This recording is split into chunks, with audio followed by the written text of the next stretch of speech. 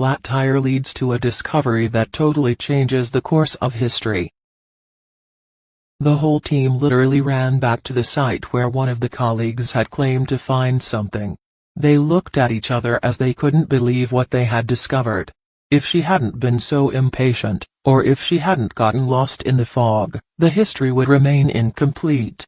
It was the morning of August 12, 1990, when the Black Hills Fossil Hunter Team Suburban broke down. The group went ahead looking for help, except for Sue Hendrickson, who decided to stay back and wait for her colleagues to return. Thanks to her resolution, the team discovered something so significant that it changed the course of history.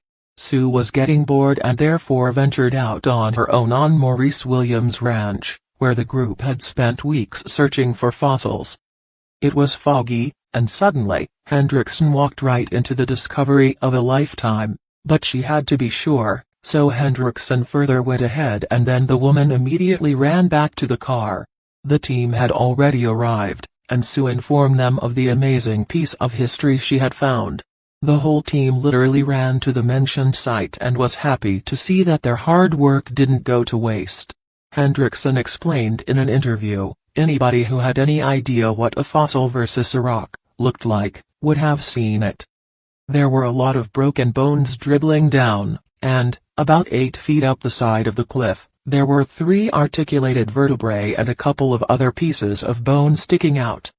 After doing some digging, the team concluded that the bones belonged to a T-Rex, which became the world's most complete, best preserved, and largest Tyrannosaurus rex skeleton. Since Sue Hendrickson had discovered the fossils, the team named the T-Rex Sue and spent the next few weeks carefully unearthing the fossilized skeleton. The team had paid $5,000 to the ranch owner, Maurice Williams, to allow them to dig on his property. After excavating extensively, the paleontologist found nothing of scientific importance and was about to leave with a heavy heart. Thanks to the flat tire, those $5,000 didn't go to waste. And the team uncovered a Tyrannosaurus rex skeleton preserved for some 67 million years in what is now the state of South Dakota. The bones were transferred to the Institute for further study and to make ready for display in the museum. Sue was the most complete and largest T-Rex ever discovered, as 80% of the skeleton was unearthed. Reportedly, one of the most amazing facts about this dinosaur was the injuries which indicated that Sue had passed away after being charged by another T-Rex. Everybody was excited that their discovery would be soon displayed, but, sadly, their happiness turned into outrage when the police arrived at their doorstep. Imagine spending your entire career searching for something buried somewhere within the earth, and then when you miraculously find it, the federal government seizes your discovery. FBI agents claimed that they had stolen this from federal land and were here to take it. It took a long time for the law officials to load up the fossil, and during that time, many gathered together to protest. Even though the team had gotten permission and paid the landowner for the fossil find, Maurice Williams had apparently changed his claim and said the fossil belonged to him. To make the matter more complicated, the ranch also belonged to the Indian Trust land, which made it more difficult to claim ownership of the T-Rex. For 18 months, Sue remained locked up as the federal government gathered enough evidence to charge Larson and the other members of the institute.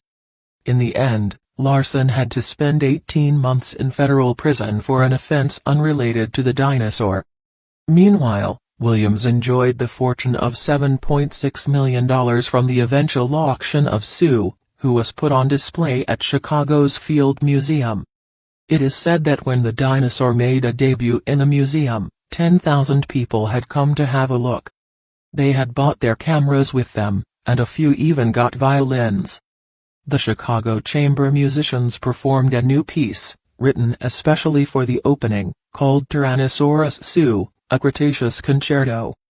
Sue's skull contains the longest, and scariest, T-Rex tooth yet known. It's a foot long.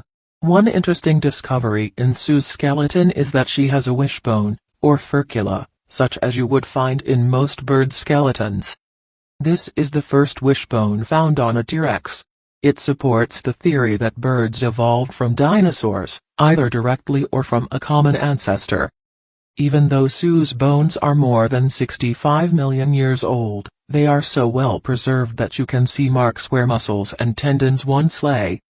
Another theory states that the T-Rex had passed away due to an unknown illness, most probably by an age-related disease like arthritis. One of the members of the team said in an interview, "It's the best of the best, the biggest, the most well-preserved. Everything you could ever want in digging a dinosaur was in Sue."